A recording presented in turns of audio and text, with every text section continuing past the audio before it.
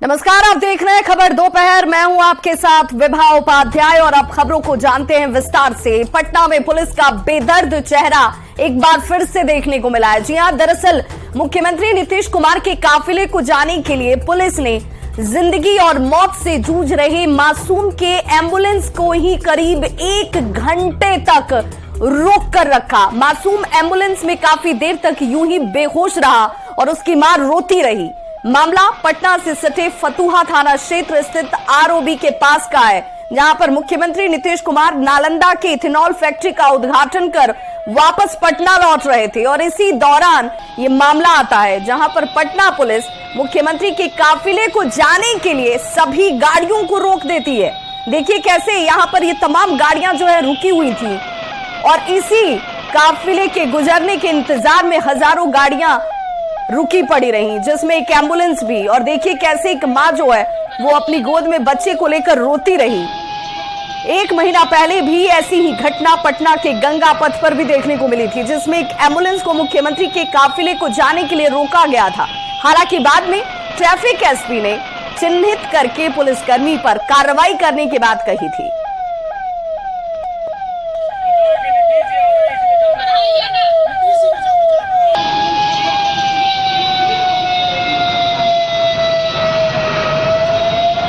तो मासूम जिंदगी और मौत से जूझ रहा था इस एम्बुलेंस में अपनी मां की गोद में, लेकिन काफिले को गुजारना ज्यादा जरूरी था और इसीलिए उस काफिले के बीच तमाम गाड़ियों को रोका गया, जिसमें एक एम्बुलेंस भी जो कि इमरजेंसी सेवा के अंदर आती है, जिसे किसी भी परिस्थिति में रोका नहीं जाना चाहिए। इसे लेकर बार बार तस्वीरें सामने आती हैं।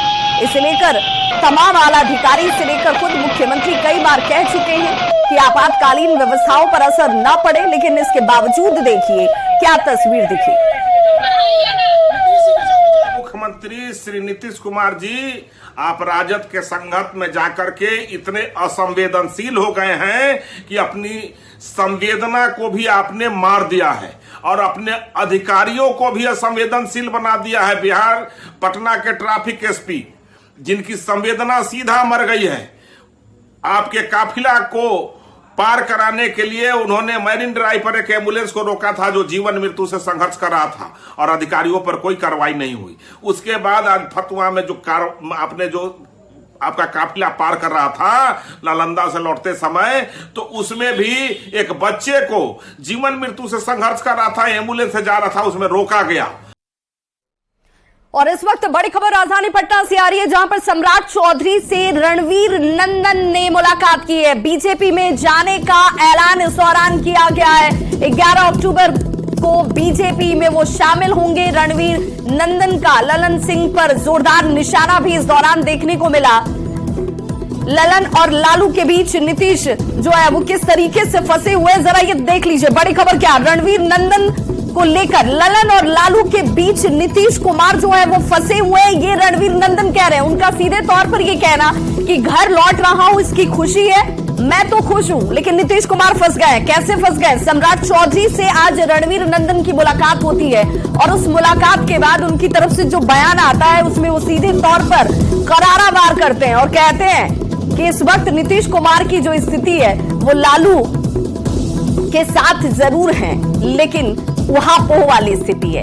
ललन और लालू के बीच नीतीश कुमार फंसे हुए हैं और मैं घर लौट रहा हूं, इसकी खुशी कम से कम मुझे तो जरूर है। ललन सिंह के व्यवहार की वजह से ज्यादा दिन पार्टी नहीं बचने वाली है। आरजेडी के लिए काम कर रहे हैं ललन सिंह।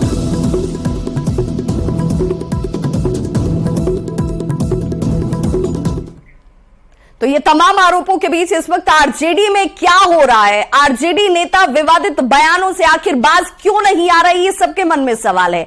ये सवाल इसलिए भी क्योंकि लगातार आरजेडी के नेता जो हैं वो विवादित बयान देकर अपनी ही सियासी नुकसान करने में जुटे हुए, तुले हुए हैं। जैसे हम कहते हैं कि भाई फायदा क्या हुआ पता नहीं, लेकिन नुकसान क्या हो रहा है ये सबको दिख रहा है। पहले मनोज झा के ठाकुर वाले बयान पर सियासी बवाल मचता है और फिर उसके बाद सोने पर सुहागा देखिए, अब्दुल बारी सिद्दीकी के बोल बिगड़ जाते हैं। सिद्दीकी ने महिला आरक्षण के मुद्दे पर महिलाओं की निजता पर ही हमला कर दिया। सिद्दीकी ने कहा कि महिला आरक्षण के नाम पर अगर किसी को फायदा मिलेगा तो लिपस्टिक, पाउडर, बॉब कट वाली महिलाओं को मिल जाएगा। इसका लाभ वही महिलाएं उठा पाएंगी। इसके बाद सोने पर सुहागा सिद्दीकी तक ही बात नहीं रुकी। भाई वीरेंद्र ने ऐसा बयान दे दिया जिससे एक नया विवाद अब छिड़ चुका है। भाई वीरेंद्र ने कहा कि गिरिराज सिंह असली हिंदू तो है ही नहीं। के अंदर एक ठाकुर है जो न्यायालयों में बैठा हुआ है, विश्वविद्यालयों में बैठा हुआ है, संसद की दहलीज को वो चेक कर दूसरा का भी कोटा तय कर दीजिए तब तो ठीक है। अब वरना महिला के नाम पर कि वो कॉल वाली बेस्टिक वाली बॉब कट वाली औरत चली आएगी नौकरी में, तो आपके महिलाओं को हक और हुकूक मिलेगा कि मस्जिद में माननीय मुख्यमंत्री पैसा दे रहे हैं, फंड दे रहे हैं, लेकिन हिंदुओं पर एफआईआर करवा रहे हैं दंगा। असल में है कि गिरिराज सिंह असली हिंदू है ये नहीं है, ये अंग्रेजों के दलाल के बेटे हैं। और जो अंग्रेज का दलाल होगा, जिसका बेटा होगा, नाथूराम गोडसे का बेटा होगा, वो कभी हिंदुस्तान से प्रेम नहीं कर सकता। तीनों बयानों को सुनने के बाद आपको समझ में आ गया होगा कि ये सवाल आखिर क्यों हम पूछ रहे हैं कि आखिर बिहार में ये हो क्या रहा है, क्योंकि एक के बाद एक बयान सामने आ जाते हैं। आरजेडी नेता अब्दुल बारी सिद्दीकी ने महिला विरोधी बयान जैसे दिया, उसके बाद सियासी घमासान देखिए कैसे छुड़ गया। महिला आरक्षण के नाम पर अब्दुल बारी सिद्दीकी ने जिस तरीके से बयान दिया, उस पर कॉलेज की छात्राओं का कहना है कि बिल्कुल यह बयान उचित नहीं है, स्वीकार्य नहीं है। सबकी अपनी अपनी स्वतंत्रता है, अपनी अपनी निजता है। आरक्षण के नाम पर आप महिलाओं को टारगेट नहीं कर सकते हैं। इस तरीके का बयान शोभनीय नहीं है। लड़कियों से बात की हमारी संवाददाता विनीता मिश्रा ने।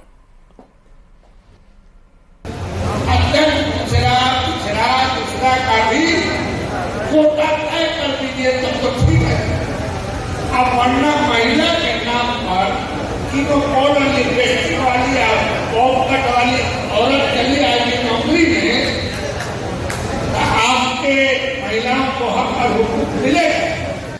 बिहार में राजनीतिक सरगर्मी तेज नजर आ रही है। बयानों का दौर लगातार जारी है। एक से बढ़कर एक विवादित बयान सामने आ रहे हैं और अब आरजेडी नेता अब्दुल बारी सिद्दीकी ने महिला आरक्षण पर जिस तरीके से महिलाओं के खिलाफ बयान दिया है, जिस पर सियासी घमासान छिड़ा हुआ है। हमारे साथ कुछ कॉलेज की लड़कियां हैं, हम उन्हीं से जानते हैं कि आरजेडी नेता अब्दुल बारी सिद्दीकी का जो बयान था कि आरक्षण के नाम पर उन महिलाओं को नौकरी मिल जाती है जो बॉब कट बाल कटाती हैं, लिपस्टिक लगाती हैं, पाउडर लगाती हैं, और जो वाकई जिन्हें नौकरी चाहिए उन्हें नौकरी नहीं मिल पाती। इन्हें क्या लगता है? क्या नाम है? सोनाली। सोनाली, जिस तरीके से जो बयान सामने आया है, क्या लग रहा है, कितना उचित है? बिल्कुल उचित नहीं है, क्योंकि ऐसा नहीं होता है कि जो लड़के लिपस्टिक लगाती हैं, छोटे बाल रखती हैं, उनको जॉब मिलता है। जॉब तो उन्हीं को मिलता है जो अपने मेहनत करती है, अपने बदौलत नौकरी पाना चाहती है, उनको ही मिलता है नौकरी। इस तरीके से किसी महिला पर ऐसे टिप्पणी करना उचित लगता है आपको? नहीं, बिल्कुल उचित नहीं है ऐसे टिप्पणी करना किसी महिलाओं पे। नहीं उचित है? नहीं, बिल्कुल। तो आरक्षण, उन्होंने कहा कि आरक्षण सुनिश्चित होना चाहिए, लेकिन जिस तरीके से बॉब कट और लिपस्टिक पर उन्होंने बयान दिया है, इनका क्या मानना है? क्या नाम है आपका? राष्ट्रीय काजल। कितना उचित है बयान, क्या लगता है? ये बिल्कुल ही गलत है। हम ऐसे किसी भी लेडीज को मतलब जज नहीं कर सकते कि कोई मतलब मेकअप कर रही है, चाहे बॉब को बाल कटवा रही है, तो वो कुछ कर नहीं सकती है। ऐसा करना बिल्कुल गलत है। ये क्या लगता है कि सिर्फ लिपस्टिक, पाउडर और बाल देखकर ही रोजगार मिलता है, नौकरी मिलती है? नहीं, बिल्कुल नहीं। उसके मेरिट पे नौकरी चाहे कुछ भी उसको जॉब वगैरह मिलता है। आरक्षण मिलना चाहिए, आरक्षण के साथ हैं आप, तो आरक्षण के साथ क्या ये सब लिपस्टिक ये सब नहीं होना चाहिए? क्या लगता है? अभी सबकी अपनी ऐसे तो सबकी अपनी अपनी सोच है।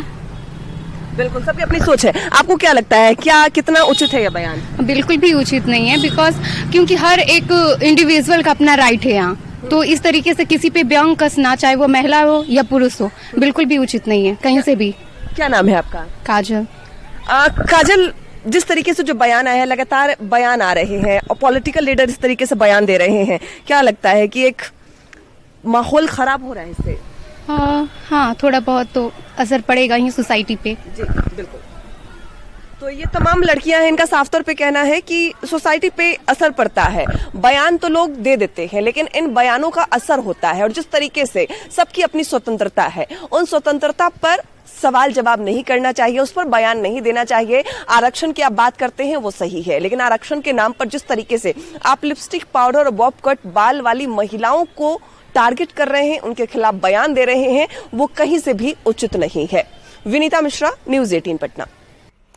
तो अब्दुल बारी सिद्दीकी के महिला विरोधी बयान पर सियासी देखिए बवाल जैसे मच चुका है। सिद्दीकी के बयान को महिलाओं का अपमान बताया जा रहा है कि ये महिलाओं के लिए अपमान है। बीजेपी जहां बयान का विरोध कर रही है, तो कांग्रेस ने भी ऐसे बयानों से बचने की सलाह दे दी। उनकी तरफ से भी कहा गया कि ऐसे बयान तो कम से कम नहीं दिए जाने चाहिए जिस पर किसी की जो निजता है उस पर हमला होता हो, उस पर प्रहार होता हो। क्या कुछ बयान है, जरा आप भी सुनिए। राजद के लिए महिलाओं को अधिकार देने का मतलब तो सिर्फ और सिर्फ कभी राबड़ी देवी को मुख्यमंत्री बनाना तो कभी मीसा भारती को संसद बनाना है। अब सिद्दीकी साहब बेहतर होगा अपनी महिला नेत्रियों से पूछ दें कि क्या बाल कटवाना या लिपस्टिक और स्नो पाउडर लगाना अपराध है। ये राजद की महिला विरोधी सोच को परिलक्षित करता है। महिला आरक्षण बिल एक ऐतिहासिक बिल है केंद्र सरकार के द्वारा, पर राजद के नेता अब उस पर भी राजनीति कर रहे हैं और इस बार वो हमारी महिलाओं को बांट रहे हैं। महिलाओं को वस्तु समझने वाले उनके रख रखाव और श्रृंगार पर टीका टिप्पणी कर रहे हैं। लेकिन रही बात महिलाओं के श्रृंगार के या उनके छोटे बालों की, तो इस तरह की टीका टिप्पणी ठीक नहीं है। महिलाओं को जिस तरह से रहना है वो रहें, जिस तरह से कपड़े पहनने हैं वो पहने। उनके कहने का अर्थ है कि जो शोषित है, जो वंचित है, जो पिछड़े हैं, जो अति पिछड़े हैं, जो SC हैं, ST हैं और जो अल्पसंख्यक समाज के लोग हैं जिनकी बड़ी आबादी है, उनको आप भागीदारी नहीं दे करके महिला आरक्षण में कहीं ना कहीं उनकी भावनाओं के साथ जो भारतीय जनता पार्टी ने खिलवाड़ किया है। अब अब्दुल बारी सिद्दीकी साहब को बयान को जिस तरह से तूल एक निगेटिव सेंस में दिया जा रहा है, ये निराशाजनक है। उन्होंने उनके शब्दों को नहीं, उनके भाव को आप देखिए। उन्होंने वही बातें कही जो बातें सदन में जब महिला आरक्षण विधेयक बिल पर बहस के दौरान इंडिया गठबंधन के तमाम घटक दलों ने पूरा समर्थन इस बिल को दिया, इस मांग के साथ कि तमाम महिलाओं की, तमाम वर्गों की महिलाओं का रिप्रेजेंटेशन सदन में हो सके। वहीं बड़ी खबर दिल्ली से आ रही है, जहां नीतीश कुमार के एनडीए में वापसी पर हम के राष्ट्रीय अध्यक्ष संतोष कुमार सुमन की तरफ से एक बड़ा बयान सामने आ चुका है। संतोष सुमन ने कहा कि अब इसका क्लाइमेक्स जो है वो आने वाला है, वो इस सिचुएशन इस वक्त बन चुकी है। नीतीश कब अलग हो जाएंगे इसकी कोई गारंटी नहीं लेगा। आरजेडी और जेडीयू का कल्चर बिल्कुल अलग है, दोनों एक दूसरे से बिल्कुल अलग हैं। दोनों साथ कैसे चल सकते हैं, यह सवाल भी है। तो क्या गुल खिल सकता है, फिर से आप लोगों की तरफ आ सकते हैं? क्योंकि आप जब एनडीए में आए उस समय का स्टेटमेंट मुझे याद है, आपने कहा था नीतीश कुमार भी जल्दी ही आएंगे एनडीए में। देखिए, मैंने इसलिए कहा था कि जिस तरह नीतीश कुमार जी का काम करने का स्टाइल है और जो उनका टेम्परामेंट है, जो प्रशासन पर उनकी पकड़ है और जिस तरीके से काम करते हैं, और राष्ट्रीय जनता दल का कल्चर अलग है, वो दो धुरी के समान है, एक नॉर्थ पोल है, एक साउथ पोल है। तो मैं इसलिए कहा था कि कैसे उन लोगों के साथ चल सकते हैं। उनका वर्किंग कल्चर कुछ है, इनका वर्किंग कल्चर, जब दो क्लैश होगा तो निश्चित तौर पर तनाव होंगे। जब तनाव होंगे, करवाहट आएगी तो अलग होंगे। इस बुनियाद पर हमने कहा था कि नीतीश जी ज्यादा वहां चलने वाले नहीं है। और आज भी जो नजर आ रहा है, ये लग रहा है कि इसका क्लाइमेक्स आ चुका है। अब क्लाइमेक्स है कि कब इन लोग अलग हो जाएं, इसकी कोई गारंटी नहीं है। आप देखेंगे कि 2, 4, 5 दिन, 10 दिन, 15 दिन में इस तरह की बातें होंगी, तो निश्चित तौर पर नीतीश कुमार जी के पास दूसरा ऑप्शन क्या है, एनडीए की तरफ ही रहेंगे। लेकिन एनडीए में मैं नहीं तय करने वाला हूँ, भारतीय जनता पार्टी को तय करना है, उनके शीर्ष नेतृत्व को तय करना है। वहीं जदयू विधायक सुदर्शन ने मंत्री अशोक चौधरी के खिलाफ मोर्चा खोल दिया है। सुदर्शन ने यह आरोप लगाया कि मेरे विधानसभा में आकर वो मुझ पर ही आरोप लगाते हैं। सुदर्शन ने कहा कि जो राजो बाबू के साथ हुआ मेरे साथ भी हो सकता है। अशोक चौधरी अपने दामाद को बीजेपी से चुनाव लड़ाना चाहते हैं और इसी वजह से बरबीघा में दिलचस्पी दिखा रहे हैं।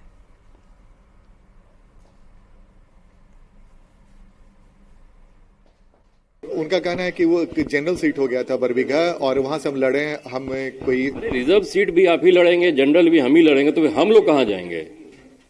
हम लोग गया चले जाएं, उनके सीट से जाके लड़े। हमारे लिए कोई जगह छोड़िएगा ना। आपको वजह क्या लगती है कि अशोक चौधरी वहां पे जो मूवमेंट दिखा रहे हैं, इसके पीछे वजह क्या लगती है? अब वो क्या किसके लिए प्लेटफॉर्म बैकग्राउंड तैयार कर रहे हैं अपने दामाद के लिए, शायद वो बीजेपी से लड़ने की तैयारी कर रहे होंगे वो। लेकिन अशोक चौधरी ने तो कहा कि ये उनका दामाद अगर चुनाव लड़ेगा तो किशोर कुणाल तय करेंगे, मैं तय करने वाला कौन होता है? अब ऐसा नहीं है, अब क्या है वो, ऐसा तो नहीं है कि अभी वो खुलेआम सबके सामने बोल देंगे। आप जेडीयू में मंत्री हैं, अब कैसे आप कह सकते हैं मंच पे से कि हमारे दामाद को हम बीजेपी से लड़वाएंगे। हालांकि मंत्री अशोक चौधरी ने इन सभी आरोपों को गलत बताया। उन्होंने कहा कि विधायक सुदर्शन को कुछ लोग भ्रमित करने की कोशिश कर रहे हैं, ऐसा कुछ है नहीं। किशोर कुणाल जी तो हमेशा राजनीति के विरोधी रहे हैं। उनको तो लोकसभा टिकट भारतीय जनता पार्टी ने ऑफर किया तो उन्होंने रिफ्यूज किया, कहा कि नहीं मैं नहीं लड़ना चाहता हूं, मैं सामाजिक कार्य में रहना चाहता हूं। तो कुणाल साहब को के बेटे को अशोक चौधरी की आवश्यकता नहीं है, चाहे वो मेरा दामाद हो चाहे वो मेरा बेटा हो। इसीलिए कंफ्यूजन, अननेसेसरी लोग कंफ्यूजन सुदर्शन के यहाँ भी क्रिएट कर रहे हैं और बाकी लोगों के यहाँ क्रिएट कर रहे हैं। उनको उनको राजनीतिक रूप से भ्रमित करने का प्रयास। एक देश